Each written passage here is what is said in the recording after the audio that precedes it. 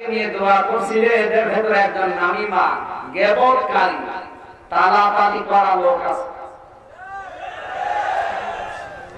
এই তাল মারা লোকটাকে বের করে দাও, এরপরে দোয়া করো, দেখো বৃষ্টি নাযিল হয় না না হয়। হযরত মুসা বলে, আল্লাহ তুমি লোকটাকে একটু দেখিয়ে দাও, ওই আমি ঘাট ধরে বের করে দেব। আল্লাহ তাআলা বলেন, মুসা আমি নিজেই গিবত করতে নিষেধ করি, আর এখন আমি নিজে গিবত করব? মুসা নবী বলে, আল্লাহ আমি চিনবো কি করি? ওই লোকটাকে তাড়াতাড়ি করে গিবত করে এর কথা অন্যের কাছে লাগায়। এই নামিমা এই লোকটাকে আল্লাহ তাআলা বলেন, না আমি নাম ধরে বলতে পারবো না। তাহলে নাম ধরে বললে কি হয়? আরো জোরে বলেন। কোরআনে কারিমে শেখ মুজিবুর রহমান আছে, জিয়াউর রহমান আছে, চাচা এরশাদ আছে, মতিয়ার রহমান নিজামী আছে, আল্লামা সাইদি আছে। ওগুলো বাদ। কোরআনে যা আছে, যেহেতু তাফসীর মাহফিল লিখেছেন, কোরআন দিয়ে বলা হবে। হ্যাঁ, মুসা আলাইহিস সালামের জীবনী যদি আপনি শুনতে চান, তাহলে ফেরাউনের জীবনী শোনাবেন।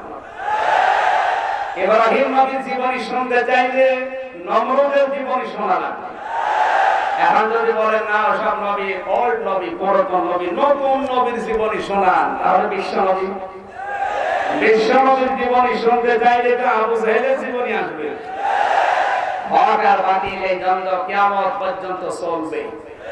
সুতরাং আপনি হকে থাকবেন না বাতিলে থাকবেন, আজকে মাহফিল শেষে সিদ্ধান্ত নিয়ে বাড়ি যাবেন। আল্লাহ পাক বলতে দিলেন, মুসা এক কাজ করো, যাদেরকে নিয়ে দোয়া করছিলেন এদের সবাইকে নিয়ে তওবা করো। কারণ মন থেকে যদি মানুষ তওবা করে, ওর জীবনের সব অপরাধ আল্লাহ মাফ করে দেয়। না আপনি কথা বোঝেন না। তওবা করলে জীবনের সব অপরাধ কি হয়? আত্তাইবু মিনাল যামবি কামাল্লা যামবালা। আল্লাহর নবী বলেন, যারা তওবা করে গুনাহ থেকে, সে যেন বেগুনাহ ব্যক্তির মতো, তার মানে তার মা এই মাত্র তাকে দুনিয়ায় প্রসব করবে। কিন্তু শর্ত আছে, আন্দাজে সুবহানাল্লাহ বলার তো কাজ না। তাওবা করে আবার কবুল হওয়া লাগবে। এটা আমি মন মতো আস্তাগফিরুল্লাহ পড়ে গেলাম, ও সাথে কবুল হচ্ছে হবে। এজন্য তাওবা যারা করতে চায়, আল্লাহ তাদেরকে বলেন দুইটা শর্ত মেনে নাও আর একটা সময় মেইনটেইন করো। এখানে যারা আছি আমরা, আজকে যিনি বসে আছেন আমার বাম পাশে, বিশেষ করে মিজানুর রহমান বাদল,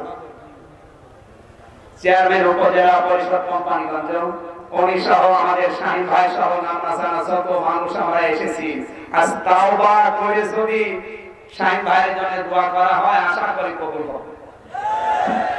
কারণ মুসা নবী তাওবা করার পরে যে দোয়া করলেন, সঙ্গে সঙ্গে বৃষ্টি নাযিল হয়ে গেল।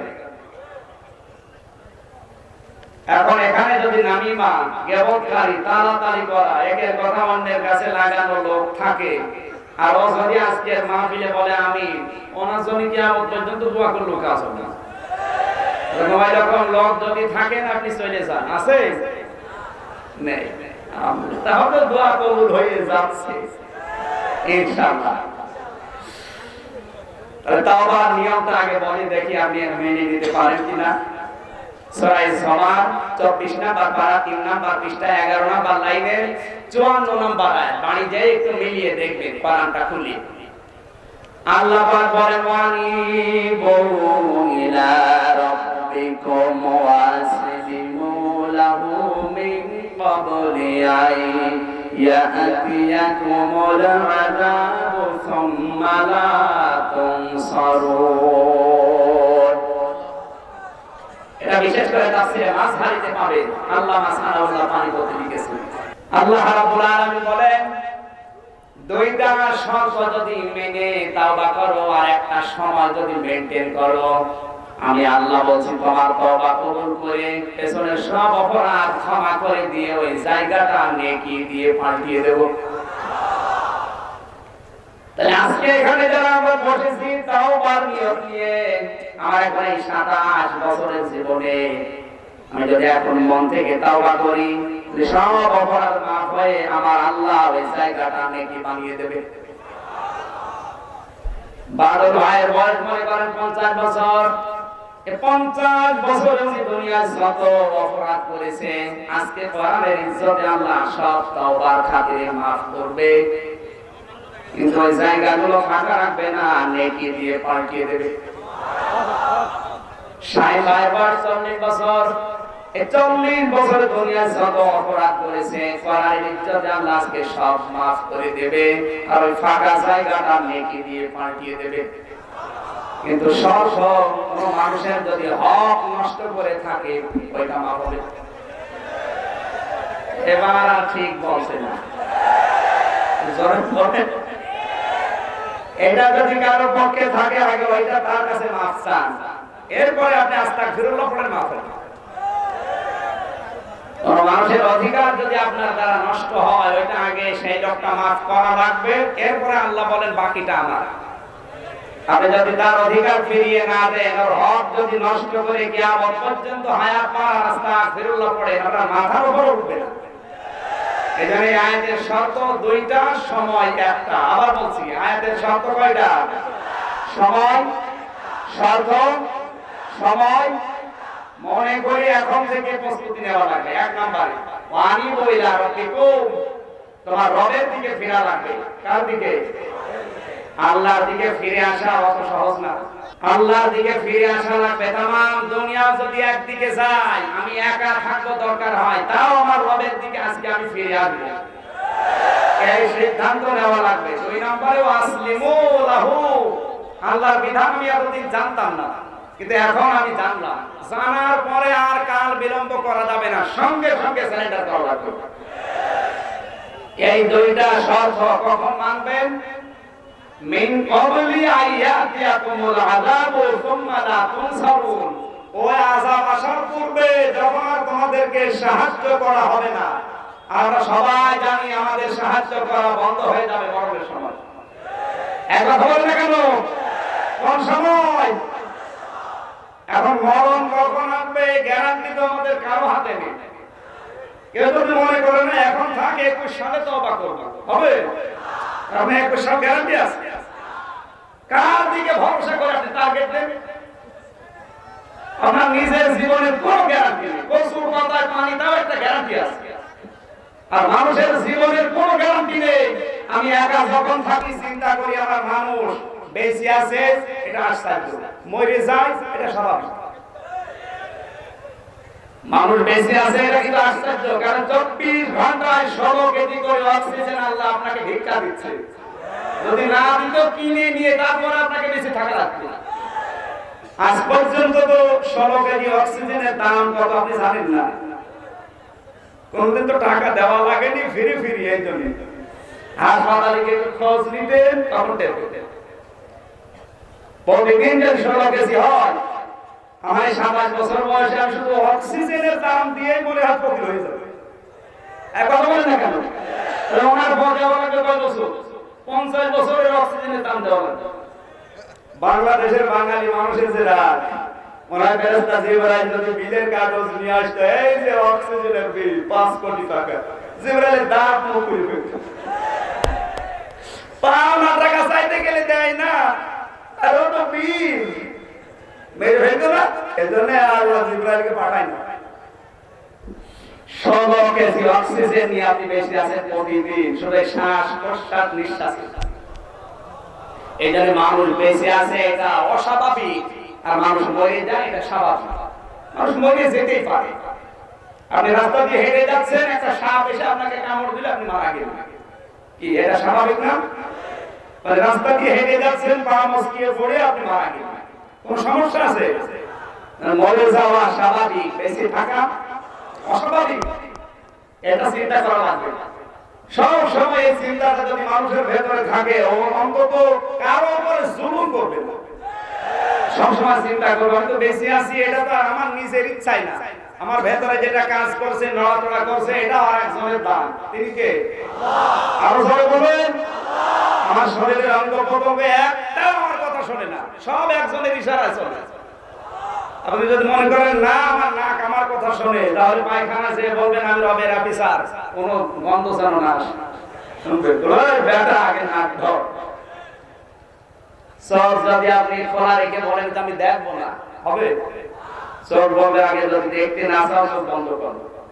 তাহলে এগুলো কিন্তু আপনার নিয়ন্ত্রণ মানে না, এর কন্ট্রোলার একজন আছে, তিনি কে? আরো জোরে বলেন কে?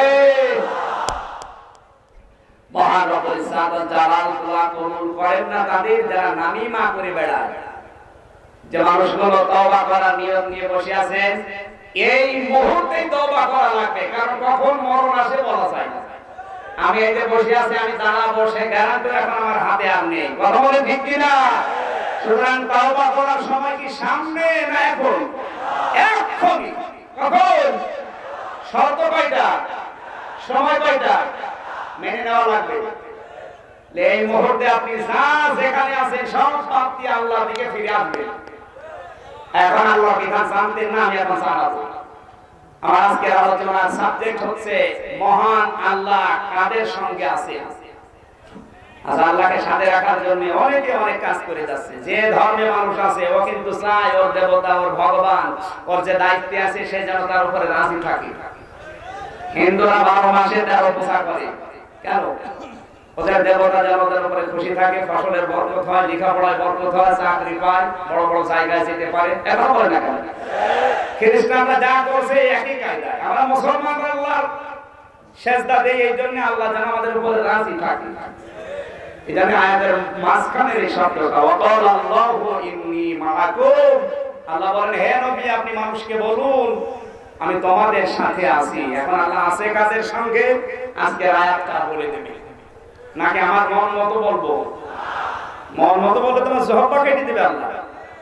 যেন কোরআনে যা আছে যেগুলো আমি পড়েছি তাফসীরের ভেতর থেকে ইনশাআল্লাহ ওইগুলো অ্যাডভার্টাইজ করব, ওইগুলো ডেলিভারি দেব। আল্লাহ আমাদেরকে ধৈর্য ধারণ করে শোনার জন্য তৌফিক দেন। আমিন।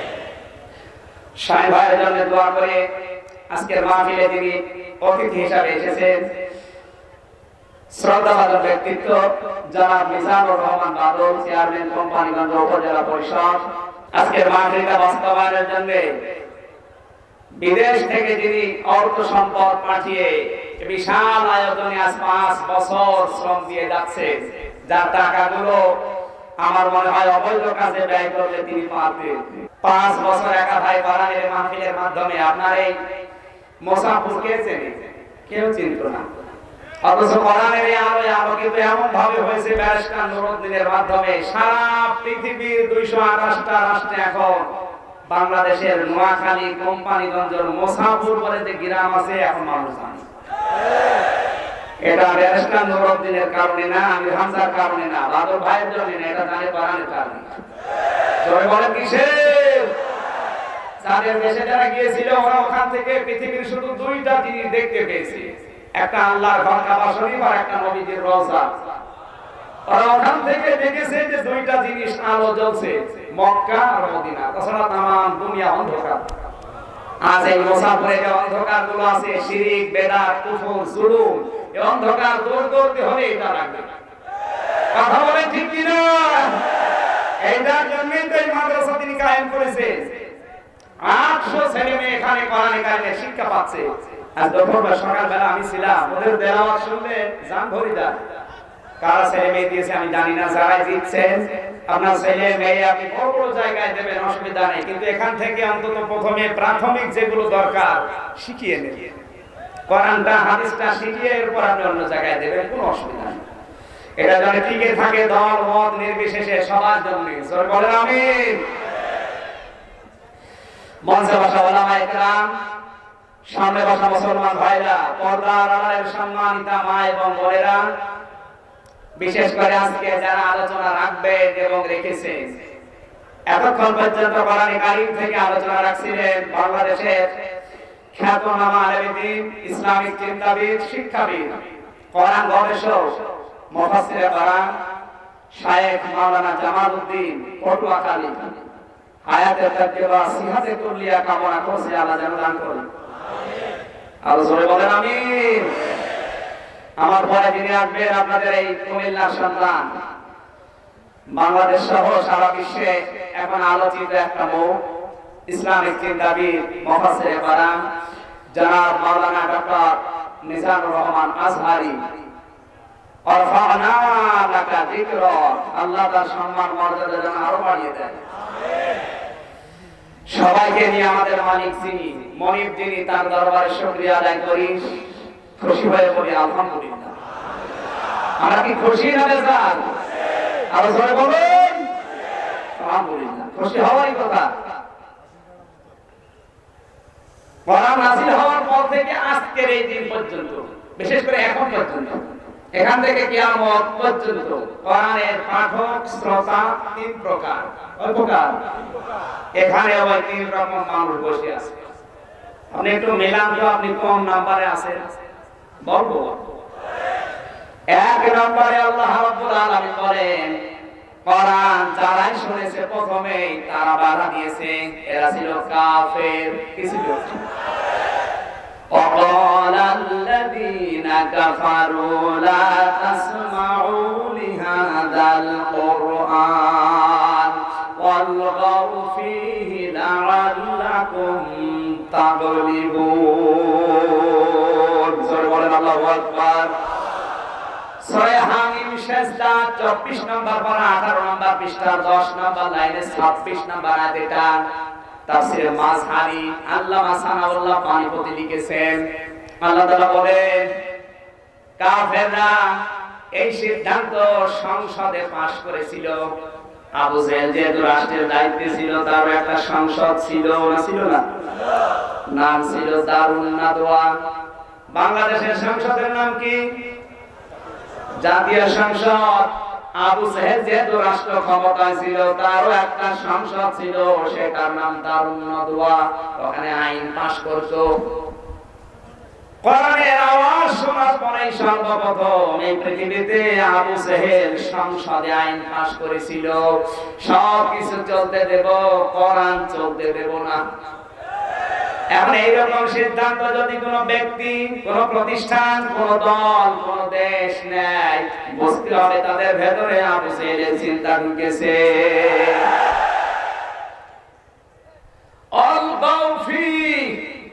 শুনতে তো দেবই না।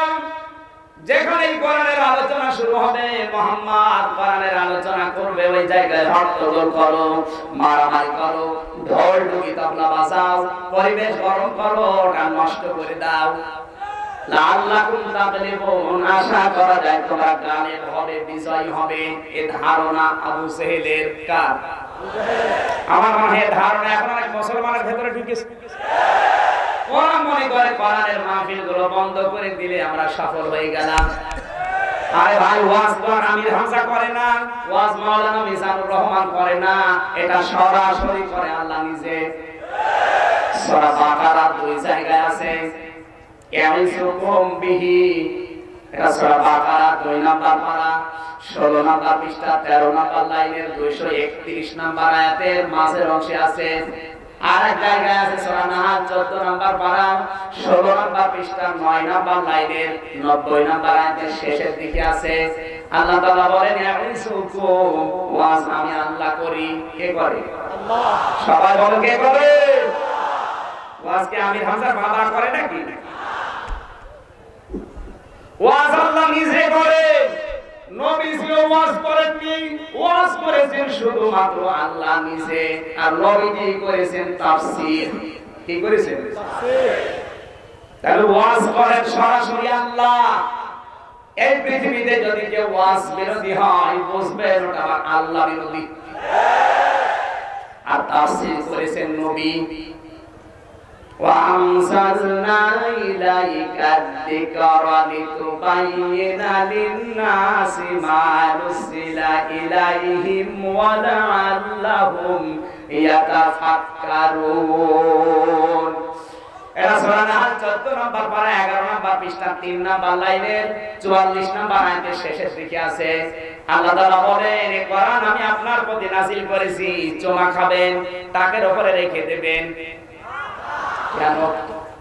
ওয়ানজালনা ইলাইকা যিকরা লিতুবায়্যিনা লিন-নাস। এই কোরআন আপনি চিন্তা মানুষদের সামনে ব্যাখ্যা করে, বিশ্লেষণ করে, তাফসীর করে বোঝাবেন। এই যে লিন-নাস দিয়েছেন আল্লাহ, লাম শব্দটা ব্যবহার করা হয় চিন্তা মানুষের ক্ষেত্রে। সুতরাং জীবিত মানুষদের সামনে কোরআন ব্যাখ্যা করা লাগবে। অথচ আজ আমাদের দেশে অনেক মানুষের সেন্স যে চিন্তা মানুষকে কোরআন শোনানোর দরকার নেই, মানুষ মরে গেছে কোরআন পড়ো। যারা তাফসীর মাহফিলে বাধা দেয় দেখবেন ওদের মা মারা গেলে, বাবা মারা গেলে আমারে ডাক দিয়ে বলবে হুজুর কোরআন পড়েন। তোর বাবা মা তো মরে গেছে, কোরআন পড়ে করব কি? যতক্ষণ জীবিত ছিল ততক্ষণ ওর সামনে পড়লে কাজ হতো। একবার ভালো লাগবে।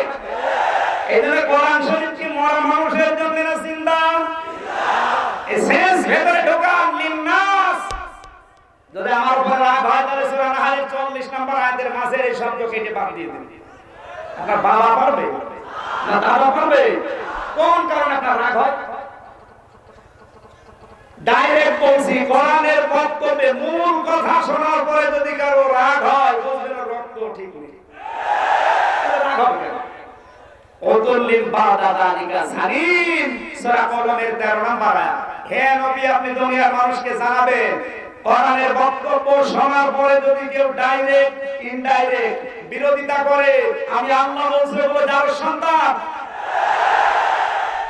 আপনার রক্ত পরীক্ষা করে দেখবেন, আশা করছি এরকম সমস্যা হবে না। আল-গাও ফিহির ব্যাখ্যায় আমরা ছিলাম। কোরআন শরীফ ব্যাখ্যা করা লাগবে মরা মানুষের সামনে না জিন্দা? সবাই বলেন এখানে যারা আছেন মরা মানুষ না জিন্দা মানুষ? আমার দায়িত্ব জিন্দা মানুষদের কোরআন শোনানো, ব্যাখ্যা করে, তাফসীর করে, বিশ্লেষণ করে। আর আপনার দায়িত্ব কি? না না, ওয়ালা আল্লাহুম ইয়াতাফাক্কারুন শব্দের দিকে খেয়াল করে। ফাক্কারা ইউফাক্কিরু শব্দটার দিকে খেয়াল করলে তো বোঝা যাচ্ছে। হে নবী, আপনার মুখে যারা তাফসীর শুনবে, ব্যাখ্যা শুনবে, তাদের দায়িত্ব আছে। শুধু কান শোকের জন্য না, আপনার এই ব্যাখ্যা বিশ্লেষণ তাফসীর শোনার পর ওরা যেন বাড়ি যে এই কথাগুলো নিয়ে চিন্তা ভাবনা করেন। আপনি তো এগুলো করেন না, শুধু শুনেই চলে যাচ্ছেন। এজন্য ওয়াজ করে সরাসরি কে তাফসীর করে? নবীজি। এখন নবীজি নেই, ওই দায়িত্ব এখন নায়েবে রাসূল যারা আলেম এদের। কথা বলেন না কেন? 3 নম্বর বাংলাদেশে যেটা হয়, এটা হয় আওয়াজ। কি হয়? আওয়াজ কি হয়? একটা বান্দা ছিল গাছের তলায়, একদিন নবী মুস্তাফায় রাস্তা দিয়ে হেঁটে যায়, মানুষ শুনে আওয়াজ, ওই আওয়াজ হচ্ছে। অথচ এটা কোরআনে নেই, হাদিসে নেই, ইসলামের ইতিহাসেও নেই, ওই ভণ্ডরা সব বানিয়েছে। আর এগুলো বেশি চলে চট্টগ্রাম বিভাগে। আমি নাম নাই নাম নিলাম। 4 নম্বরে এই পৃথিবীতে এখন বেশি হচ্ছে বদল। বদল কি? তাবদীল হয়, আয়াত পড়ে একরকম, তাফসীর করে আলাদা। আয়াত পড়েছে কুল হুয়াল্লাহু আহাদ, হে নবী আপনি বলেন আল্লাহ এক। এই নবী কোন নবী? এ নবী ফাতেমার বাবা। এ ফাতেমা কোন ফাতেমা? এ হোসাইনের মা। এ হোসাইন কোন হোসাইন? কারবালার ময়দানে শহীদ হয়েছিল। এবার আপনাদেরকে আমি কারবালার ঘটনা শোনাবো। শুরু হয়ে গেল 2.5 ঘন্টা। হয়েছে কি? বলবো আল্লাহু আহাদ, তাফসীর হচ্ছে কারবালা। মানুষ শুনে আর সুর তো ওয়াজ হচ্ছে। এটা এদেশে এখন বেশি হয়। আমি বাংলাদেশের কোন জেলা আমার আর বাদ নেই, 64 জেলায় আমি ঘুরেছি। বিশেষ করে এই চট্টগ্রাম বিভাগে এগুলো বেশি হয়। কানে হাত দিয়ে টানবে বাজান রে, আর মানুষ যারা সামনে বসে থাকে ওই রে তাফসীর হচ্ছে, অথচ তাফসীরের তাও নেই। তাহলে ওয়াজ হয়, তাফসীর হয়, আওয়াজ হয়, তাবদীল হয়, আর একটা ওয়াজ হয়। ওয়াজ কি? মাইক হাতে নিয়ে ও কাফের, ও জালেম, ও ফাসিক, ও ইসলামী দল না, আমি আল্লাহর ওলি। এইগুলো বেশি হয় না? এখানে আওয়াজ হবে না, তাবদীল হবে না, ওয়াজ হবে না। আর ওয়াজ তো আল্লাহ নিজে করে ফেলেছে। এখানে যতটুকু পারি তাফসীরুল কোরআন মাহফিল লিখেছেন, আমরা সওয়াবের নিয়তে যেহেতু এসেছি, ইনশাআল্লাহ আমি আমার যোগ্যতা অনুযায়ী আল্লাহর কাছে ভিক্ষা চাচ্ছি, আল্লাহ যেন তাফসীর করার তৌফিক দেন। জোরে বলেন আমিন। কোরআনের আলোচনা শোনার পরে সর্বপ্রথম বাধা সৃষ্টি করেছিল কাফেররা। কারা? আজ যদি কেউ বাধা দেয় বুঝতে হবে ওর ভেতরে এরকম কিছু আছে। এত বাধা দেবে কোন কারণে?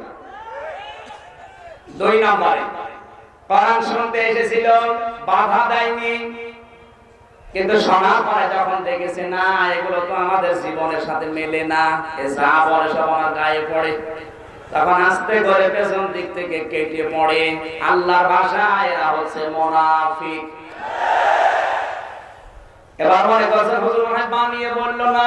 সূরা নিসা 5 নাম্বার পারা 7 নাম্বার পৃষ্ঠার 1ম নাম্বার লাইনের 61 নাম্বার আয়াতে আছে, ওয়া ইদা কিলা লাহুম তাআলাউ ইলা মা আনসালাল্লাহু ওয়া ইলার রাসূলি রাআইতাল মুনাফিকিনা ইয়াসুদ্দুনা আনকা সুদুদা। আল্লাহ পাক বলেন ওয়া মানে এবং ইদা মানে যখন, ইলা মানে বলা হয়, তাআল মানে আসো, ইলা মানে দিকে, মা মানে যা, আনসালাল্লাহ মানে আমি আল্লাহ নাযিল করেছি, ওয়া ইলার রাসূলি রাসূলের আদর্শের দিকে আসো, রাআইতাল মুনাফিকিনা হে নবী আপনি দেখতে পাবেন যারা মুনাফিক, ওরা কিন্তু বিশ্বাস করে কোরআন আল্লাহর কিতাব। আমির হামজা এসেছে, ও বানিয়ে কথা বলবে না, ওর বাবার কথাও বলবে না, ও বিশ্বাস করে আল্লাহ নাযিল করেছে। কিন্তু যখন কোরআনের বক্তব্যগুলো ওদের প্র্যাকটিক্যাল লাইফের সাথে মেলে না, আসুদুনা আনকা সুদুদা, তখন আপনার কাছ থেকে আস্তে করে মুখ ফিরিয়ে চলে যাবে। এবার দেখেন কোনটা ওঠে, যেটা উঠবে ওটা টাটকা নির্ভেজাল মুনাফিক।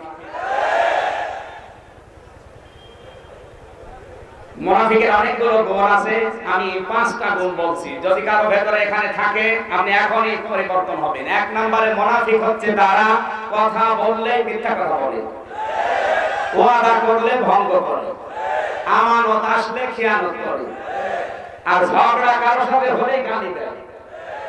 এই এলাকায় তোর গালি নেই আছে মানে এই যে আজকে আসে শুনলাম শেষ শেষে বকরা কি গাল দিচ্ছে, বাংলায় গাল দিচ্ছে।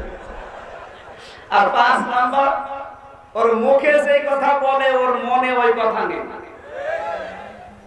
এটা এখন বেশি, মানে মুখের কথা আর মনের কথা এক না, তার বাস্তব প্রমাণ আমি নিজে এই নোয়াখালী বাড়ি হজে যাওয়ার পরে যখন তাওয়াফ করছিলাম, 6ষ্ঠ চক্করে দেখি কাবার গিলাফ ধরে কাঁদছে, বলছে আল্লাহ তুমি আমার মরণ দাও, আমি আর দেশে যাব না। তাওয়াফ করা বন্ধ করে দাদার কাছে গিয়ে বলছি, দাদা আপনি বাড়ি কোথায়? বলছে নোয়াখালী। কোথায়? কোম্পানিগঞ্জ। এই জায়গা মতো বাড়ি, রুবাইদুল কাদের এলাকায়। এত কান্নাকাটি করছে, দাড়ি ভিজে ভিজে পানি পড়ছে, মুরব্বী মানুষ। বলছে আমি আর দেশে যাব না, আমি মরণ চাই। এদেশে নবীর ঘর আছে, এদেশে নবীর রওজা আছে, আল্লাহর ঘর আছে, আমি আর দেশে যাব না, আল্লাহ তুমি আমার মরণ দাও। কোন জায়গায় ধরে বলছে? কাবার গিলাফ ধরে, যেখানে হাত দিয়ে দোয়া করলে আল্লাহ ফেরত দেয় না। দোয়া শেষ হওয়ার পর বললাম দাদা চলেন হোস্টেলে যাই।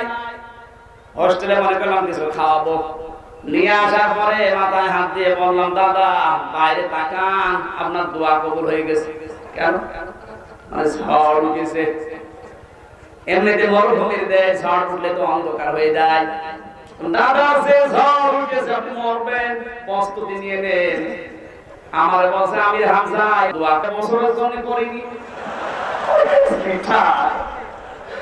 ঝড় দেখে দোয়া পাল্টিয়ে ফেলেছে। এই সেই এলাকার লোক, এই কথা বল না কেন? ঠিক সেই জেলা সেই থানার লোক, মুখে যা বলে মনে তাই নেই।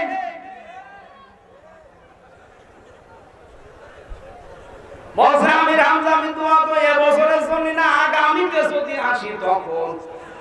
ওর মুখে যা ছিল মনে তাই ছিল, কথা বলে না কেন? এই জন্য আপনার মুখের কথা আর মনের কথা যতক্ষণ এক না হবে আপনি ততক্ষণ মুমিন না, আপনি মুনাফিক। এরকম যদি কেউ থাকেন একটু হাত তোলেন তো, তার দুইজন হাত তুলেছে। তো মনে হয় দাদা নাতি হবে, তো আপনি তো করবেন।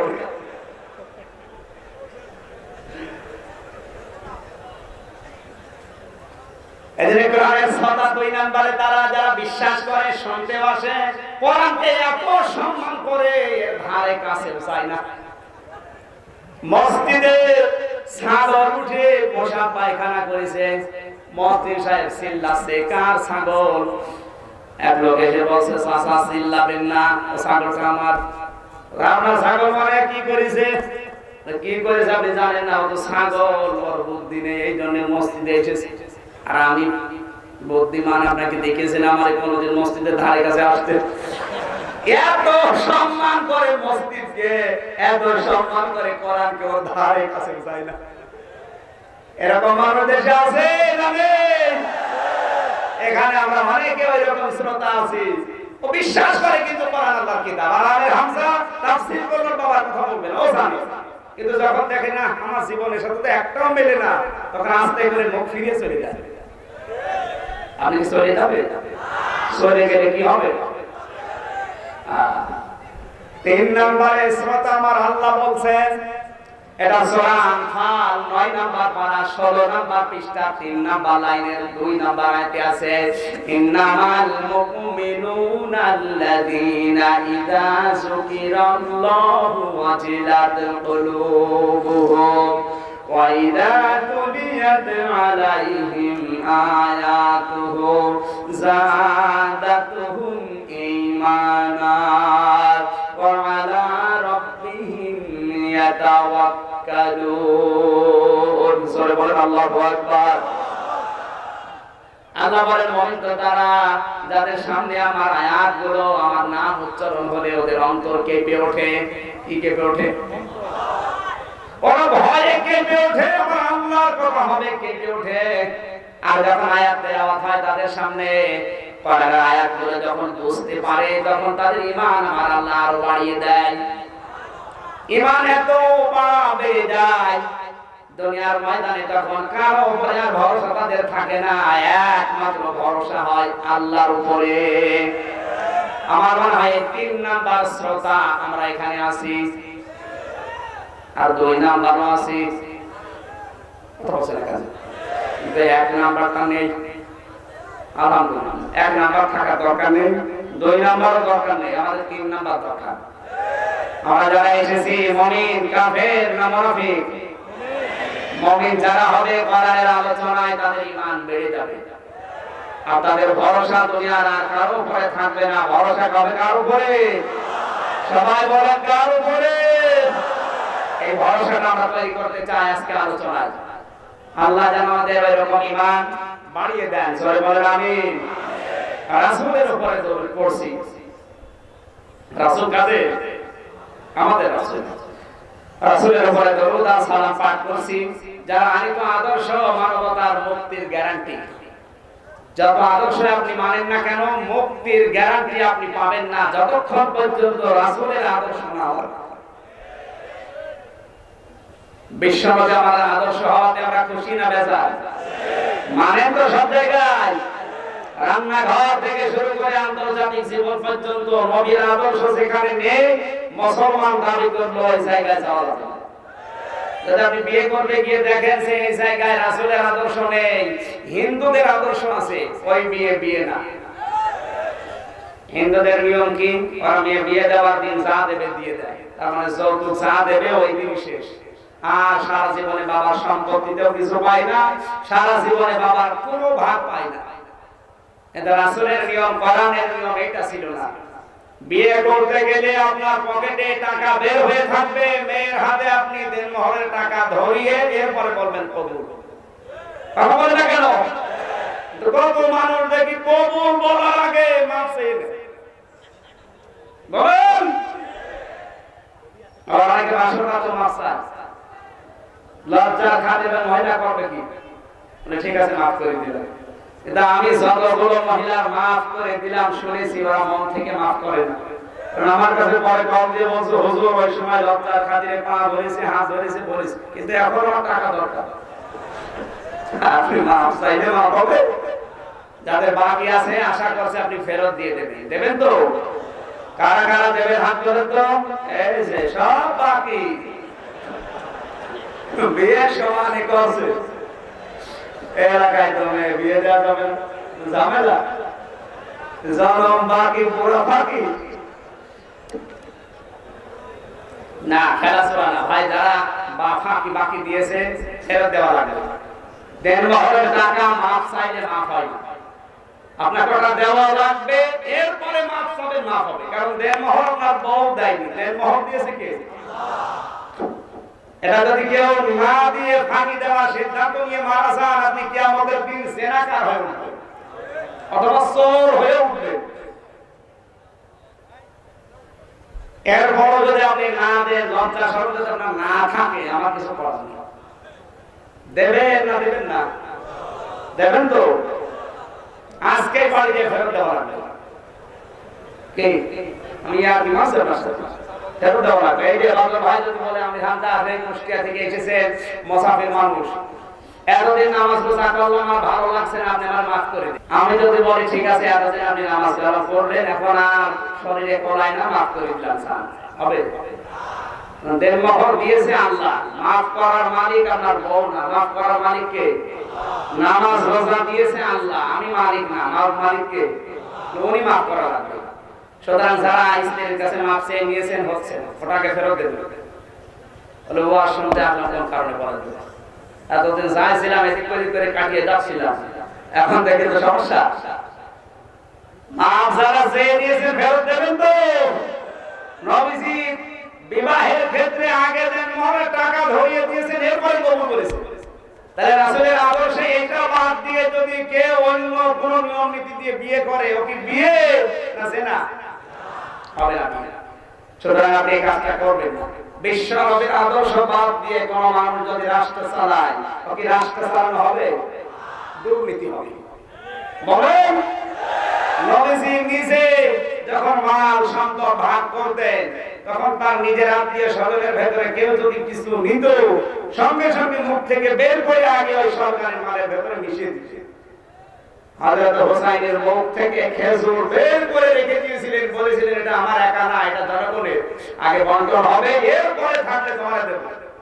আমার তো মনে হয় যারা দেশের দায়িত্বে থাকবে, এদের মন মানসিকতা, চরিত্র, আদর্শ যদি এইটা হয়, ১৬ কোটি মানুষের একটা মানুষও না খেয়ে থাকে। এদেশের সম্পদ আছে, এদেশের মানুষও আছে, সুষ্ঠু বন্টনের অভাব। যারা দায়িত্বে আছে আপনাদেরকে বলছি, সুষ্ঠু বন্টন করা লাগবে। আর এটা তৈরি করার জন্য সাহাবায়ে কেরামের আদর্শ আমাদের সামনে আছে। হযরত আবু বকর সিদ্দিক রাদিয়াল্লাহু তাআলা আনহু একদিন দেখলেন পায়েস তৈরি করা, জিজ্ঞাসা করলেন স্ত্রী, এই যে পায়েস কোথায় পেলেন? স্ত্রী বলে, স্বামী আমার, আমি অবৈধভাবে তৈরি করিনি, আপনার সন্তান আব্দুল্লাহ 15 দিন আগে আমারে বলেছিল, মা আমি একটু পায়েস খেতে চাই, তাও প্রধানমন্ত্রীর ছেলে। স্ত্রী বলে, সন্তান তোমার বাবা যে বেতন পায়, মাসিক ভাতা পায়, ওই দিয়ে কোন রকমের সংসার চলে, ওটা দিয়ে আমি পায়েস বানাতে পারবো না। ঠিক আছে, তুমি যখন খেতে চাইলে আমি দেখি কিছু করা যায় কিনা। এই যে 15 দিন প্রতিদিন যতটুকু রাষ্ট্রের তরফ থেকে তাকে টাকা দেয়, ভাতা দেয়, মনে করেন 1 কেজি করে আটা দেওয়া হয়, 1 পোয়া করে আটা তুলে রাখে, 3 পোয়া আটা দিয়ে কোন রকমের সংসারটা চালায়। 8-10 দিন এক জায়গায় করার পরে 2-3 কেজি যখন হয়েছে, এইটা পাশের বাড়ি বিক্রি করে আজকে পায়েস বানিয়েছে। হযরত আবু বকর বলে, পেলে কোথায়? স্ত্রী যখন এই বর্ণনা দিচ্ছে, সন্তানকে বলে, ঠিক আছে খেয়ে নাও। সন্তানকে খাবারটা খাওয়িয়ে চলে গেলেন বাইতুল মালের খাজানচির কাছে। ডাক দিয়ে বলে, দেখো আগামী মাস থেকে তুমি আমারে 3 কেজি আটা কম দিও, কারণ আমি দেখলাম চিন্তা ভাবনা করে 3 কেজি আটা কম হলো আমার সংসার চলবে। আমার তো যতটুকু ধারণা এই হাদিসটা বলার পর এই দেশে এখন 1628 জন মানুষ দায়িত্বে আছে, এই মানুষটা সহ এই মানুষগুলোর চরিত্র হযরত আবু বকরের মতো হওয়া লাগবে, তারপরে এই যে ডিজিটাল হবে।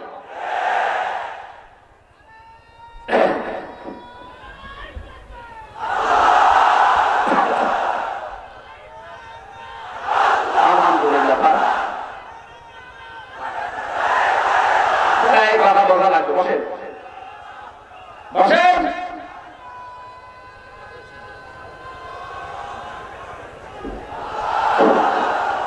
এখন দশ শুধু সাইন ভাই আর বাদল ভাই নাকি? ভোট দেওয়ার সময় যে ওরা 2 কোটি টাকা খেয়েছে, সে টাকা কি ফেরেশতারা দেবে? আমার দাদা চেয়ারম্যান আওয়ামী লীগের, চেয়ারম্যান হতে একটা ইউনিয়নের চেয়ারম্যান হতে যদি 1 কোটির উপরে টাকা খরচ হয়, এই উপজেলা তো 5 কোটি গেছে, তো এই টাকাটা দেবে কে? কোন কারণে আপনি টাকা খেয়ে ভোট দেন, এটা জবাব দেন, আপনার টাকা দিতে আছে টাকা ছাড়া আপনি ভোট দিতে চান না, তো তবে কি বউ বিক্রি করে সংসার হবে, বাধ্য হয় শেষে। কথা বলতে কেন? আমাদের দোষ আছে, বিড়ি ছাড়া, শাড়ি ছাড়া, ব্লাউজের পিস ছাড়া ভোট দিতে চাই না। তোর কপালে রাস্তা জুটবে, তোর কপালে রাস্তা হবে ডেলিভারি রোড। শুধু ওনাদের দোষ না, আমাদের যারা দায়ী আমরা আছি, যারা জনগণের 16 কোটি মানুষ আমাদের পরিবর্তন চায়। সাহাবায়ে কেরামের উপরে আল্লাহ এরকম শাসকগুলো এমনি দেয়নি, তাদের চরিত্র ভালো ছিল, এই জন্য এরকম চরিত্রবান আল্লাহ ভীরু শাসক আল্লাহ দিয়েছিল। আমরা 2 নম্বর, এই জন্য আল্লাহ ওদেরকে 3 নম্বর বানিয়ে। আমরা যদি 1 নম্বর হতাম, ওনারা 1 নম্বর। এই কথা বলেন না কেন? আল্লাহ তুমি আমাদেরকে সাহাবায়ে কেরামের মতো আদর্শ তৈরি করার তৌফিক দাও। আর এটার জন্য আল্লাহর ভয় লাগবে। কার ভয়? এই তাফসীর মাহফিলে এসেছি ওই ভয়টা তৈরি করার জন্য। সবার ভেতরে যদি ওই ভয়টা তৈরি হয়, আপনি দেখবেন তামাম দুনিয়া দিয়ে দিলে অন্তত দুর্নীতি করবে। এজন্য কিয়ামতে জবাবদিহিমূলক আচরণ তৈরি করতে হলে মনের ভেতরে ভয় রাখা লাগবে। কার? সবাই বলেন কার? এই ভয়টা তৈরি করার জন্য নামাজ যারা পড়েন, এদিকে তাকান, নামাজ পড়তে যারা যান খুব ভালো করে শুনবেন, নামাজ পড়তে গেলেই নামাজ হবে তা না। আমি কোরআনে যত জায়গায় নামাজের কথা পেয়েছি, আগে পেটে খাবার দাও, এরপরে নামাজ। এজন্য নামাজের কথা সেখানে, যাকাতের কথা সেখানে। নামাজ পড়তে পড়তে কপাল কালো করে ফেলেছে, 5 ওয়াক্তের জায়গায় তাহাজ্জুদ মিলে পড়ে। কিন্তু মানুষের যে খাবারের ব্যবস্থা করা লাগবে, দারিদ্র মুক্ত সমাজ গঠন করা লাগবে, এর ব্যাপারে কোনো ভূমিকা নেই। প্রধানমন্ত্রী শেখ হাসিনা যে উদ্যোগটা নিয়েছে আজ দারিদ্র মুক্ত সমাজের, ওনার অন্য কাজ আমি চাই করে করব, কিন্তু এই কাজটা দারিদ্র মুক্ত সমাজের জন্য, দেশের জন্য ওনার জান প্রাণ দিয়ে লড়ে যাচ্ছে। আপনি যদি এই কাজটাকে সমর্থন না করেন, আপনার খবর আছে। অন্য কোনো অন্যায় কাজ যদি করে, আপনার সাপোর্ট করার দরকার নেই, প্রতিবাদ করবেন। কিন্তু এই যে ভালো কাজ, এটা কিন্তু কোরআনের নির্দেশ। আলা ইয়াহুদ্দু আলা তাআমিল মিসকিন, এদিন মিসকিনদের খাবার দাও, তার মানে দারিদ্র মুক্ত সমাজের জন্য ভূমিকা পালন করো। শুধু উনি একা করলে হবে না, এই দেশের 16 কোটি মানুষকে এই দায়িত্ব দেওয়া লাগবে। আর যারা এই দায়িত্বে সাপোর্ট করবে না, সে যে দলের লোক হোক, ও জাহান্নামে যাবে। এজন্য দারিদ্র মুক্ত সমাজের জন্য আপনাকে এগিয়ে আসা লাগবে, না ফেরেশতারা আসবে? বলেন। প্রধানমন্ত্রীর উদ্যোগকে আমরা সাধুবাদ জানাচ্ছি। উনি একা একা চেষ্টা করে কিয়ামত পর্যন্ত বাংলাদেশকে দারিদ্র মুক্ত করতে পারবেন না। 16 কোটি মানুষকে এগিয়ে আসতে হবে, বিশেষ করে যাদের কর্মঠ জীবন আছে, যাদের শক্তি আছে, টাকা আছে। এক কথা বলে না কেন? আমি কথা বলছিলাম হযরতে কিয়ামতের এই বিশ্বাসটা জন্মালে কি হয়। কিয়ামতের বিশ্বাস যদি জন্মায় মানুষের ভেতরে, ও দুর্নীতি করতে পারে না, জবাব দেওয়া লাগবে আল্লাহর দরবারে দাঁড়িয়ে দাঁড়িয়ে। এই টেন্ডেন্সি যখন আসবে, তামাম দুনিয়া দিয়ে দিলে অন্তত ও খাবে না। আমি 2 জন মানুষকে পেয়েছি ফরিদপুর, বরিশাল বিভাগের ফরিদপুর, নাম শোনেননি? ডাক্তার শাহিদ জর্দার, রাজশাহীর ডাক্তার ফাতেমা সিদ্দিকা। আজ মানুষ ডাক্তারের নাম শুনলে মনে করে এরা ডাকাত না, এরকম ডাক্তার বানানো লাগবে। এরকম ডাক্তার বানাতে হলে ইদ্রিসিয়া মাদ্রাসা, এখানে প্রথমে আপনি তাকে কোরআন শিক্ষা দেন, হাদিস শিখান, এরপরে ডাক্তার বানান, ইঞ্জিনিয়ার বানান, বৈজ্ঞানিক বানান। তামাম পৃথিবীর যত বড় দায়িত্বে যাক, অন্তত দুনিয়া ওর পায়ের কাছে গেলেও দুর্নীতি করবে না। ওদের উপায় কম নেই, তারপরও তো দুর্নীতি আমি মিশে দেখেছি, পাইনি। যেন আমাদের উচিত হচ্ছে বাস্তবতায় যদি আমরা মিলতে চাই, আপনার ছেলেটাকে মেয়েটাকে দুর্নীতি মুক্ত করতে হলে কোরআনের কাছে আসে, এটা আগে শিক্ষা দিয়ে এরপরে আপনি বাস্তব জীবনে ওকে যেখানে দেবেন অন্তত দুর্নীতি পাবেন না। এখানে দায়িত্বশীল হওয়া লাগবে। কৃষির যে যেখানে আছি আমাদের দায়িত্ব কর্তব্য আরো বাড়িয়ে দেওয়া লাগবে। সমাজ ভাইরা, আমি বলেছিলাম কিয়ামতের এই জবাবদিহিতা এটা তৈরি হয় নামাজ থেকে।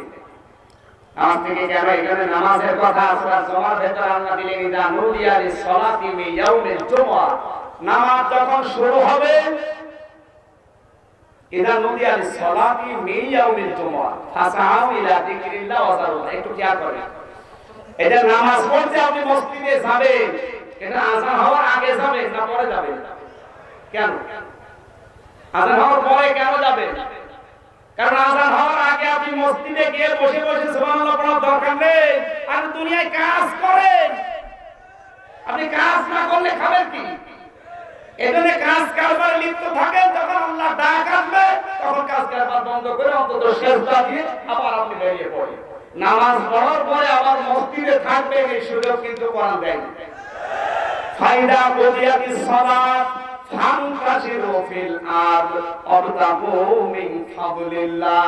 আল্লাহ বলেন নামাজ শেষ, ওই সময় আর মসজিদে থাকার দরকার নেই। তখন কি করবা? আবার ছড়িয়ে যাও, ছিটিয়ে পড়ো, যেখানে যার কর্মজীবন আছে ওই জায়গায় লেগে পড়ো। কাজ করা লাগবে। কি করা লাগবে? কাজের গুরুত্ব দেওয়ার জন্য আল্লাহ আযান হওয়ার আগে মসজিদে যাওয়া নিষেধ, আযান হওয়ার পরে নামাজ শেষ, মসজিদে থাকা নিষেধ। এই সিস্টেম এখন বাংলাদেশে পাল্টিয়ে যাচ্ছে। ও আযান হওয়ার আধা ঘন্টা আগে গিয়ে মসজিদের ফ্যান দিয়ে বসে আছে। ফ্যান মনে হচ্ছে ওর বাবা। ফ্যানের বাবা নাকি? কে বলেছে আপনাকে মসজিদে আগে যেতে? ইদা নুদিয়া লিস-সালাত ওয়ালি আয়াতকে বাদ দিয়ে দেন, আযান হবে এরপরে মসজিদে যাওয়া লাগবে। বলেন আর কুদিয়াতিস সালাত, নামাজ শেষ, ফান্তাশিরু ফিল আরদ, আর মসজিদে থাকা যাবে না। কোথায় যাবে? যেখানে যার কর্মজীবন আছে ওই জায়গায় ছড়িয়ে যাবে। এই নির্দেশগুলো নফল না ফরজ? এটা না মানলে অসুবিধা কি হচ্ছে? অনেক মানুষ আজ অবশ হয়ে যাচ্ছে। আমি এক এলাকার ঘটনা শুনলাম, বিদ্যুৎ নেই, এজন্য তার বাড়িতে ফ্যান নেই। বিদ্যুৎ না থাকলে ফ্যান থাকে? মসজিদের মুয়াজ্জিনকে ডাক দিয়ে বলছে, দাদা আপনি চাবি দিয়ে দেবেন এশার পরে আমাদের, এই ফ্যান আছে মসজিদে, আমরা ঘুমাবো। মুয়াজ্জিন বলছে খালি খালি?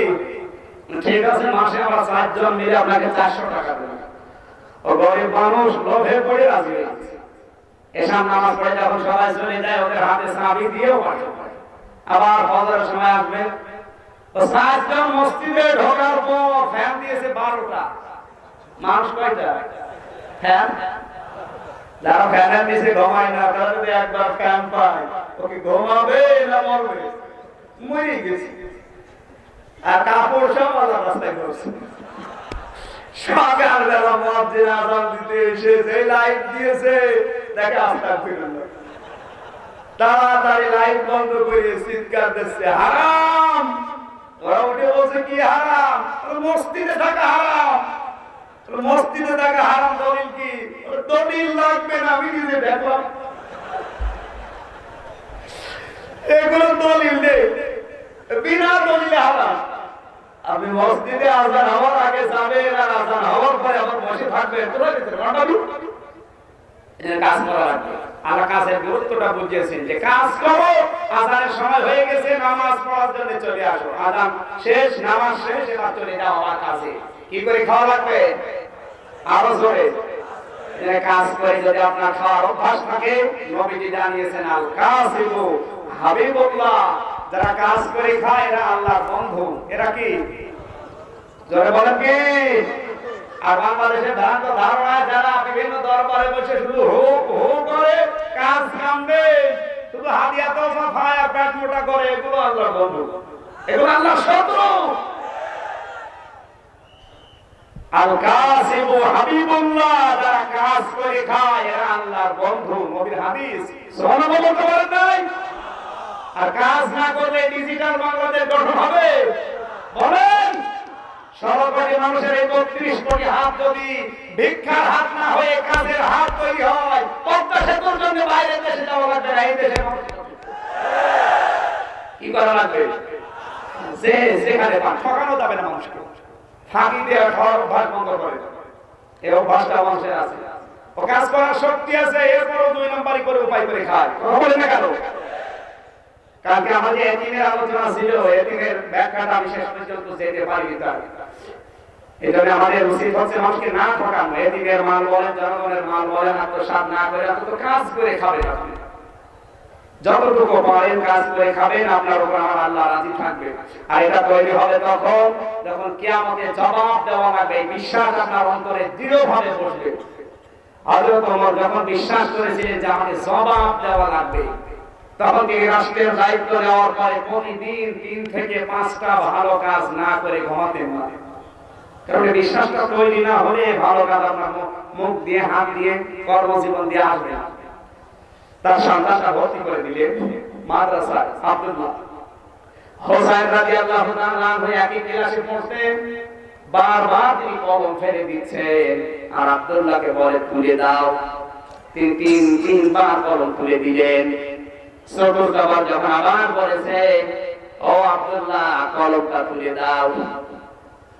হযরত আব্দুল্লাহ ওই সময় প্রেসিডেন্টের ছেলে, তাও বাংলাদেশের মতো জায়গা না, তাম দুনিয়ার অর্ধেক জায়গা আল্লাহ ওমরের হাতে দিয়েছে। এত বড় জায়গার মালিক তার ছেলেকে তিনি যখন বারবার কলম তুলে দেওয়ার পরে এক পর্যায়ে বললেন, হুসাইন বারবার ফেলে দাও, আমারে তুলতে বলো, আমি কি তোমার চাকর খাদেম? ইমাম হোসেন রাগ করে বলে ফেললেন, তুমি শুধু খাদেম না, তুমি তো খাদেমের বাচ্চা। একটা প্রধানমন্ত্রী ছেলেকে তুমি এই কথা কেউ বলে, ওর মেজাজ ঠিক থাকার কথা? একজনে কাঁদতে কাঁদতে বাড়িতে গিয়ে ডাক দিয়ে বলে, আব্বা আমি আর মাদ্রাসায় পড়বো না। কেন? আমাকে গালি দিয়েছে আজকে, এমনকি তোমাকেও গালি দিয়েছে। বিচার যদি না করো আমি আর এই মাদ্রাসায় যাব না। ইমাম হোসাইন আমাকে গালি দিয়েছে খাদেমের বাচ্চা, খাদেম বলে। হযরত ওমর বলে, সন্তান বিচার এখন না, বিচার করব আমি মসজিদে নববীতে জুমার দিন। জুমার দিন হাজারো মানুষ এসেছেন। হযরত হোসাইন ইমাম, হযরত ওমর খুতবা দিচ্ছিলেন, হঠাৎ বন্ধ করে দাঁড়িয়ে গেলেন, ডাক দিয়ে বললেন, হোসাইন এখানে আসো। বলে, হ্যাঁ। সামনে আসো। তুমি আমার সন্তানটাকে গালি দিয়েছো? বলে, হ্যাঁ। কেন দিলে? হযরত হোসাইন ডাক দিয়ে বললেন, খলিফা বুকে হাত দিয়ে বলেন তো, আপনি কি আমার নানার খাদেম ছিলেন না? আপনি আমার নানার খাদেম ছিলেন, সেই হিসাবে আপনার ছেলে খাদেমের বাচ্চা। খাদেম তো ঠিকই বলেছি। হযরত ওমর কথা বন্ধ হয়ে গেছে, চোখ দিয়ে দরদর করে পানি ঝরছে। ডাক দিয়ে বলে, তুমি কি এই কথাটা লিখে দিতে পারবে? কাগজ কলম নিয়ে আসেন। খেজুরের পাতা নিয়ে এসেছে, উনি লিখে দিলেন, এ ওমর আমার নানার খাদেম ছিল, আমি দেখেছি। কিন্তু হোসাইন ইবনে আলী সই করে দিলেন। কাগজটা হাতে নেওয়ার পরে হযরত ওমর চুমা খেলেন, ডাক দিয়ে বলে, নবী সাহাবীরা বিচার হয়ে গেছে। অথচ ছোট মানুষ আব্দুল্লাহ তো বসে না, বলে, আব্বা তুমি তো বিচার শুরু করলে না, কিভাবে হয়ে গেল? হযরত ওমর ডাক দিলেন, সন্তান আমি যে বিচার করেছি এটা দুনিয়া না, আখিরাতেও কাজে লাগবে। আমি যদি মারা যাই, এই কাগজটা আমার কাপড়ের মাঝখানে দিয়ে দিও। কিয়ামতের ময়দানে আল্লাহ যদি আমার বিচার শুরু করে, আমার জীবনের কিছু যদি আল্লাহর ভালো না লাগে, এই কাগজটা অন্তর্ভুক্তি দিয়ে আল্লাহকে দেখাবো। রব্বুল আলামিন আমার জীবনের কিছু যদি তোমার পছন্দ না হয়, কিছু যদি তোমার দরবারে কবুল না হয়, এই কাগজটার দিকে তাকাও। তোমার নবীর নাতি লিখে দিয়েছে আমি নবীর খাদেম ছিলাম, এই ওসিলায় বলেও তুমি আজকে আমারে মাফ করে দাও। অবাকারি মাসে আকাশের তারকার চাইতে দুনিয়ায় নেকির কাজ বেশি ছিল। যিনি জান্নাতের গ্যারান্টি জিন্দা অবস্থায় পেয়েছিলেন, কোন রাস্তা দিয়ে হেঁটে গেলে শয়তান পর্যন্ত রাস্তায় যেতে ভয় পেত। এত বড় পাওয়ার হযরত ওমরকে আল্লাহ দিয়েছিলেন। নবীদের সম্পর্কে ঘোষণা দিয়েছেন, আনা খাতামান নাবিয়্যিন লা নাবিয়্যা বাদি, আমি শেষ নবী, আমার পরে কোনো নবী আসবে না, রাসূল আসবে না। কিন্তু নবী রাসূল যদি আল্লাহ কাউকে পাঠায়, ওমর আল্লাহর নবী হয়ে যাবে। এত বড় পাওয়ারফুল মানুষ কিয়ামতে জবাব দিতে পারবো কিনা যদি এই টেনশন করে, আমাদের তো কোনো টেনশন নেই, মরবো আর জান্নাত পাবো নাকি? হিসাব অত সহজ। এই জন্য জীবনের প্রতিটি জায়গায় রাসূলের আদর্শ মেনে নেওয়ার আহ্বান জানাচ্ছি আপনাদের। রাজি আছেন আপনি? আরো জোরে বলেন রাজি আছেন? আল্লাহ যেন আমাদের তৌফিক দেন, জোরে বলেন আমিন। এমন একজন মানুষকে আমরা পেয়েছি, হিন্দুরা কিন্তু কথা বলতে পারে না, খ্রিস্টানরা বলতে পারে না, ইহুদিরা বলতে পারে না, কারণ তারা যাদেরকে মেনে চলে ওদের জীবনে ভুল আছে না নেই? আমার নবী 63 বছরের জীবনে একটা মিথ্যা কথা ছিল না। ওয়াইন্নাকা লাআলা খুলুকিন আযীম, এটা আযীম শব্দ আল্লাহ পৃথিবীর কারো নামের আগে পড়ে দেয়নি, শুধু বিশ্ব নবীকে দিয়েছেন। এই দেশে যারা আমরা বিভিন্ন মানুষের আদর্শ নিয়ে রাজনীতি করি, আদর্শ মেনে চলি, আর নিজেদেরকে গর্ববোধ মনে করি, গর্ভবতী যাই বলে গর্ববোধ করে আমি অমুকের আদর্শ মেনে চলি। আপনার বিবেকের কাছে বলছি, যার আদর্শ আপনি মানেন ওর পুরা জীবন আপনার কাছে পরিষ্কার। বলেন না কেন? ছোটবেলায় কি করেছে আপনি জানেন? যুবক বয়সে কার বেড়া ভেঙেছে আপনি জানেন? অথচ নবীজির 63 বছরের জীবনে একটা মিথ্যা কথা ছিল না। এই দেশে এখন যারা আওয়ামী লীগ করে বা করছে, এই গ্যারান্টি কিন্তু দিতে পারেন না যে আমাদের যে দায়িত্বে আছে এখন উনি কোনোদিন মিথ্যা কথা বলে পারবেন বলতে? আপনি গ্যারান্টি দিতে পারেন না। যারা বিএনপি করে তারাও বলতে পারবেন না যে ম্যাডাম খালেদা জীবনে একটাও মিথ্যা কথা বলেনি, পারবেন?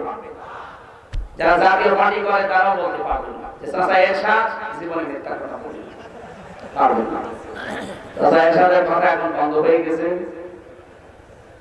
উনি এখন কাউকে চিনতে পারছেন না।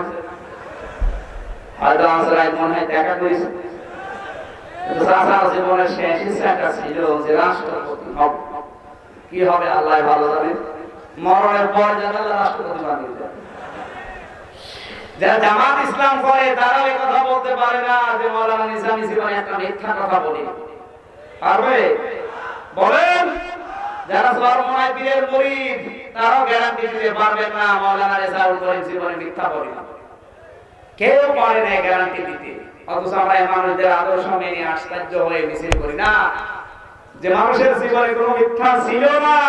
এই মানুষের আদর্শ মানার জন্য আপনাকে আহ্বান জানালাম, যেটা আপনি প্রথমেই পড়েছিলেন, আল্লাহুম্মা সাল্লি আলা সাইয়্যিদিনা মাওলানা মুহাম্মদ। আরবিতে পড়েছিলেন, বোঝেননি, আমি বাংলায় বলে দিলাম। হে আল্লাহ, তুমি রহমত নাজিল করো ওই মুহাম্মদের উপরে যিনি আমাদের নেতা। সাইয়্যিদিনা মানে কি? না, সাইয়্যিদিনা কানা সে একালি আমাদের সকলের নেতা। রাজনৈতিক ভাবে এখানে মতপার্থক্য আমাদের আছে, কিন্তু মিলাদে যখন পড়লাম যে সাইয়্যিদিনা সবার নেতাকে, সুতরাং এই আদর্শটা আপনাকে এখন থেকে সিদ্ধান্ত নেবেন যে আমি মেনে চলবো। আল্লাহ তুমি আমাকে সহ যারা এসেছি শয়তানের ধোঁকা থেকে বাঁচিয়ে মুহাম্মদ রাসূলুল্লাহর আদর্শ অনুসরণ করার তৌফিক দাও। আরো জোরে বলেন আমিন। পৃথিবীতে এমন কোন মানুষ নেই যাকে আপনি অনুসরণ করলে আপনার জীবনের গুনাহ মাফ হবে, নেই। কিন্তু একটা মানুষ আছে, আল্লাহ নিজে বলেছেন, কুলিন কুনতুম তুহিব্বুনাল্লাহা ফাত্তাবিউনি ইউহিব্বুকুমুল্লাহ ওয়া ইয়াগফির লাকুম যুনুবাকুম আল্লাহু গফুরুর রহিম। সূরা আলে ইমরানের 31 নম্বর আয়াতে জানিয়েছেন, হে নবী আপনি বলেন, যদি আল্লাহকে ভালোবাসো এই দাবি তোমরা করো তাহলে আমার রাসূলকে অনুসরণ করো। কি বলছেন? আমার রাসূলকে অনুসরণ যদি করো আমি আল্লাহ কি করব জানো? ইউহিব্বুকুমুল্লাহ, আমি আল্লাহ নিজেই তোমাদেরকে ভালোবাসা আরম্ভ করব। একটা মেয়ে লোকের ভালোবাসা পাওয়ার জন্য মানুষ জীবনের সব কিছু ছেড়ে দিয়ে পালিয়ে চলে যাচ্ছে, আর তামাম পৃথিবীর মালিক যিনি তিনি বলছেন আমি তোকে নিজে ভালোবাসা আরম্ভ করব যদি আমার রাসূলকে অনুসরণ করা আরম্ভ করিস। এখন রাসূলের এই অনুসরণ কি শুধু আংশিক না পূর্ণাঙ্গ? আরো জোরে বলেন। আজ আমরা যারা রাসূলের আংশিক অনুসরণ করে আল্লাহর ভালোবাসা পাওয়ার দাবি করি, এটা নেকি, এটা ভণ্ডামি, এটা বাটপাল ছাড়া কিছু না। আপনি যদি পূর্ণাঙ্গ অনুসরণ করতে চান, আল্লাহর নবী যেখানে যা করেছেন ওইটা আপনার জীবনের টার্গেট বানানো লাগবে। বিশ্ব নবীর জীবনের টার্গেট কি ছিল? কোরআনে কারীম জানাচ্ছে, এবার আপনি শুনেন, আমার উপরে রাগ না করে কোরআন কি বলে শুনেন। ওয়াল্লাযী আরসালা রাসূলাহু বিল হুদা ওয়া দীনিল হক লিইয়ুযহিরাহু আলা দ্বীনি কুল্লিহি ওয়ালাউ কারিহাল মুশরিকুন। এই আয়াত কোরআনে 3 জায়গায় আছে। বিবেকের কাছে প্রশ্ন করছি, মিলাবে? আল্লাহ বলেন তিনি সে আল্লাহ যিনি তার রাসূলকে সত্য দিন জীবন ব্যবস্থা সহ দুনিয়ায় পাঠালেন। কেন পাঠিয়েছেন? লিইয়ুযহিরাহু আলা দ্বীনি কুল্লি, পৃথিবীতে যত নিয়ম নীতি যত ধর্ম আছে সব কিছুকে পেছনে ফেলে আল্লাহর পাঠানো সত্য জীবন ব্যবস্থাকে তিনি কায়েম করবেন। এটা রাসূলের জীবনের মেইন দায়িত্ব ছিল। ওয়ালাউ কারিহাল কাফিরুন, যদিও কাফেররা মুশরিকরা এতে মন খারাপ করবে, কান খারাপ করবে। ওয়ালাউ কারিহাল মুশরিকুন শব্দটা আছে। মুশরিক বলতে হিন্দু আমরা মনে করি, হিন্দুরা মুশরিক না, মুমিন মুশরিক আছে। মুমিন মুশরিক কারা? আল্লাহ তুমি একজন আছো জানি, কিন্তু তোমার শক্তির সাথে আইনের সাথে তোমার নিয়ম নীতির সাথে অন্য কাউকে যোগ ছাড়া করে তারা মুশরিক মুমিন। কথা বলছেন মনে হয়? আল্লাহ একজন আছে বিশ্বাস করেন, কিন্তু চাকরি ছাড়া আমি বাঁচতাম না। এই যে রিজিকের মালিক আপনি চাকরির ভেতরে ঢুকিয়ে দিলেন, রিজিকের মালিককে এইটার মালিক মনে করে চাকরিকে, এই জন্য ও সঠিক জায়গায় সঠিক কথা বলে না। এই কথা বলে না, সঠিক জায়গায় সঠিক সিদ্ধান্তটা নিতে চাই না। এই কারণে ও মনে করে এটা ছেড়ে গেলে আমি না খেয়ে মারা যাব। তোমার ভেতরে যে এই বিশ্বাস থাকা লাগবে, রিজিকের মালিক যিনি আমাকে অন্তত রিজিক দুনিয়ায় থাকতে না খাইয়ে মারবে না। এই বিশ্বাস তৈরি করার নাম হচ্ছে ঈমান। আর এর ভিতরে ভেজাল ঢুকলে ঈমান হবে, কিন্তু মুশরিক ঈমান। এই কথা বলে না কেন? আমি তো দেখছি বাংলাদেশে মুমিন যা অধিকাংশ কোনো ঈমানের ভিতরে এই মুশরিকি আকীদা আছে। তাছাড়া ৯৬% মুসলমান এই দেশে, ৯৬% লাগে না, ১০০ ভাগের ৯১ যদি বিজয়ী হয় ওইটা কায়েম হয়ে যাবে। কথা বলে না কেন? ৯৬% মুসলমান এই দেশে, ৪৭ বছর আগে তো ইসলাম রাষ্ট্রীয় ক্ষমতায় যাওয়ার কথা ছিল। তাহলে বোঝা যাচ্ছে ৯৬% মুসলমান ঠিক, কিন্তু মুশরিক মুসলমান। ৫০ বছর ৬০ বছরের বয়সে এরকম মুরব্বী মানুষ রিকশা চালায় নোয়াখালী, বহু কষ্ট করে ১ কেজি মাংস কিনেছে, খাসির মাংস। বাড়িতে এসে স্ত্রীকে বৌমাকে ডাক দিয়ে বসে রান্না করো, আমি নদী থেকে গোসল করে আসছি। বৌমা চিন্তা করছে দেখি কেমন লাগে, ১ পিস মুখে দিয়ে দেখছে ভালো লাগছে, আরেকটা লাগছে, আরেকটা লাগছে, আরেকটা লাগছে। ১ কেজি মাংস হয় কয়টা? ৮-১০ পিস হয়, সব শেষ। চিন্তা করছে আমার শ্বশুর আমি করবো কি? শ্বশুর যখন এসেছে খাবার দিয়েছে, মূলা দিয়ে, বেগুন দিয়ে, আলু দিয়ে। শ্বশুর বারবার বলছে কই সে আসল জিনিস কই? বৌমা ডাক দিচ্ছে, শ্বশুর বাবা আমি দুঃখের কথা বলবো কি, লজ্জায় বলতেও পারি না। আপনি যখন গোসল করতে গেলেন, আমি রান্না কমপ্লিট করে ঢাকনা দিয়ে ঢেকে রেখে কলে পানি আনতে গেলাম, এনে দেখে যে দুষ্টু বিড়াল সব খেয়ে ফেলেছে, আর কিছু নেই। শ্বশুর চিন্তা করছে ঢাকনা দিয়ে ঢেকে রেখে পানি আনতে গেল কলে, কয় মিনিট লাগে, এর ভেতরে ১ কেজি মাংস শেষ। এ বিড়াল কোন বিড়াল? পাশে তাকিয়ে দেখে বিড়াল মিয়াও মিয়াও করছে, খপ করে চেপে ধরেছে, ৪ হাত টাইট করে রশি দিয়ে বেঁধেছে। দাঁড়িয়ে লাইনে ওজন দিয়ে দেখে ১ কেজি। ডাক দিয়ে বলে বৌমা এ বিড়াল যদি ১ কেজি মাংস খায় ওজন হবে ২ কেজি। আর এটা যদি বিড়াল হয় তাহলে সে মাংস কই? এই কথা বলছে না? এটা যে ১ কেজি খায়, বিড়াল ১ কেজি, আর মাংস ১ কেজি ২ কেজি হবে, এটা ওজনই হচ্ছে ১ কেজি। এটা যদি মাংস হয় তো সে বিড়াল কই? 96% মুসলমানের দেশে আছে শুধু আদমশুমারিতে আর ভোটার আইডি কার্ডে। আর ছোটবেলায় খাতনা করে দিয়েছে। এক কথা বলে না কেন? 96% দরকার নেই, 51% মুসলমান বাংলাদেশে তৈরি হোক। আজকে রাত অনুযায়ী 47 বছর লাগবে না, 47 ঘন্টায় বাংলাদেশ সরকার হয়ে যাবে। ইমানের নাম আমরা মুনাফিকি করি। নবীজির আদর্শ জীবনের মেন দায়িত্ব ছিল তার এটা, যে সব তিন ধর্ম দুনিয়ায় আছে এগুলো পেছনে ফেলে দিয়ে আল্লাহর পাঠানো মনোনীত একমাত্র জীবন ব্যবস্থা ইসলাম উপরে তোলা লাগবে। আজকে ইসলাম উপরে আছে, আর সবাই বলেন আছে। তাহলে আপনি যদি নবীর উম্মত দাবি করেন, আদর্শ মেনে নিতে চান, তাহলে এটা তো আসল আদর্শ, এটা মেনে নেওয়ার দরকার নেই। এটা জীবনের মেন কর্তব্য বানাবেন। সূরা মায়েদা আমি 12 নম্বর আয়াতটা পড়েছি। এখানে 5টা জিনিস আল্লাহ দিয়েছেন, যে 5টা গুণ যাদের ভেতরে আছে আমি আল্লাহ তাদের সাথে আছি। আমাদের ভেতরে যদি আজকের আয়াতের অনুযায়ী 5টা গুণ তৈরি করতে পারি, তাহলে আল্লাহ তাদের সাথে আছে। এখন বাংলাদেশে আমরা যারা আছি কাদের ভেতরে আছে আমি জানি না। এখন আমি কোরআন দিয়ে বলবো, যাদের ভেতরে 5টা গুণ আছে তাদের সাথে আল্লাহ আছে। কে আছে বলেন? আল্লাহ আমাদের সঙ্গে থাকে, এটা আমরা পাই না। বনি ইসরাইলে হযরত মুসা আলাইহিস সালাম 40 জন মানুষকে নিয়ে গিয়েছিলেন তোর পাহাড়ে। কোথায়? ওরা আল্লাহকে দেখবে, কি করবে? আল্লাহ বলেন না, লান তারানি, আমাকে দেখা যাবে না। ওরা তো একেবারে নাছড় বান্দা, দেখবো। আল্লাহ রাব্বুল আলামিন বলেন দেখা যাবে না, কিন্তু আমি আল্লাহ তোমাদের সঙ্গে আছি, আমার রহমত তোমাদের সঙ্গে থাকবে। বিশেষ করে 12 জন নবী ছিল, প্রতিনিধি ছিল, সরদার ছিল, দলনেতা ছিল। এখন মনে করেন 12 জন মন্ত্রী।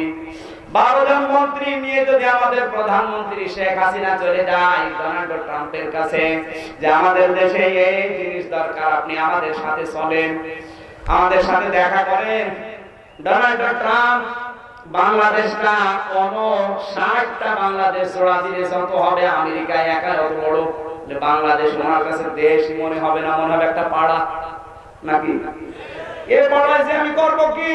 তোমরা যখন 12টা মন্ত্রী নিয়ে আমার কাছে এসেছো, আমার সময় নেই দেখা করার, কিন্তু তোমাদের সঙ্গে আমি আছি, তোমাদের উপরে আমার হাত আছে। এই হাত কোন হাত? ক্ষমতা বলেন, পাওয়ার বলেন, রহমত বলেন, যাই বলেন। আল্লাহ বলেন আমি তোমাদের সাথে দেখা করতে পারলাম না, দেখা করা সম্ভব না, কিন্তু আমি তোমাদের সাথে আছি। এই যে বারাসনা মিনহুম সিনাই আশারা নাকিবা, এই 12 জন নবীর সরদার, দলনেতা, প্রতিনিধি, এমপি, মন্ত্রী যাই বলেন, তোমরা যদি নিজ নিজ এলাকায় যাবার পরে 5টা কাজের আঞ্জাম দিতে পারো, আমি আল্লাহ তোমাদের সঙ্গে আছি।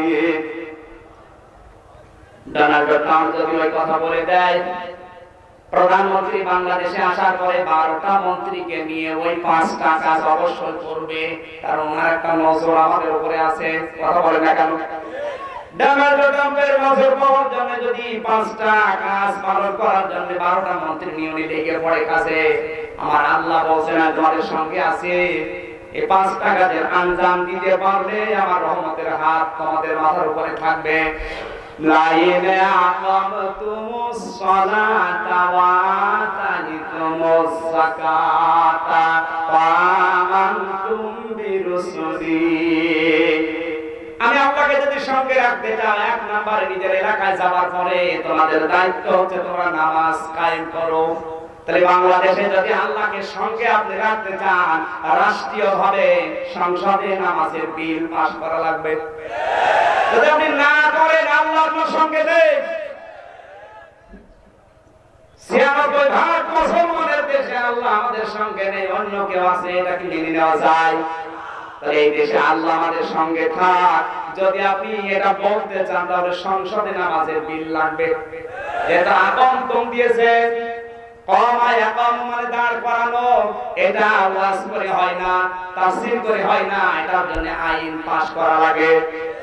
সৌদি আরবে আইন পাস করা আছে, এই জন্য রাষ্ট্রীয়ভাবে মানুষ নামাজ আদায় করে। আমাদের দেশে যদি আকামতুমুস সালাতা কায়েম করে আল্লাহকে সঙ্গে রাখতে চাই, যারা দায়িত্বে এখন গেল, আমার মনে হয় সংসদের প্রথম অধিবেশনেই তাদের দায়িত্ব হবে মুসলমান হিসাবে নামাজের বিল উত্থাপন করা। 300 এমপি, হাতে কোনো কয়েকটা অন্য ধর্মের, বাকি কোনো সব ইসলামের। এটা হল না কেন?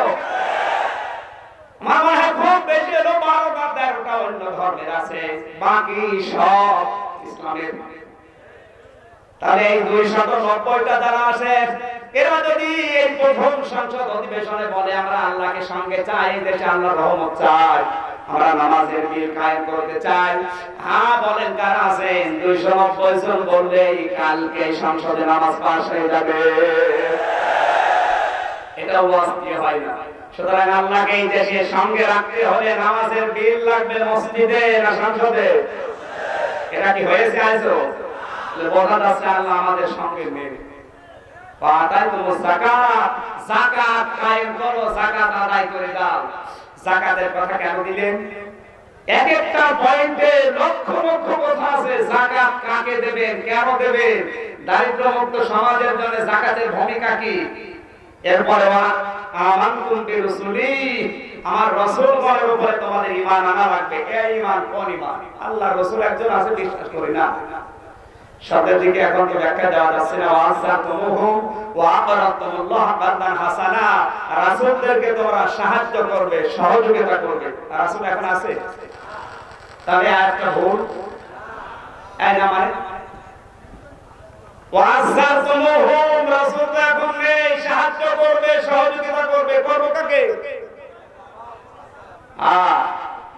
আমি যত তাফসীর পড়েছি, ব্যাখ্যায় মুফাসসিররা সবাই একমত, রাসূল এখন নেই, কিয়ামত পর্যন্ত আসবে না।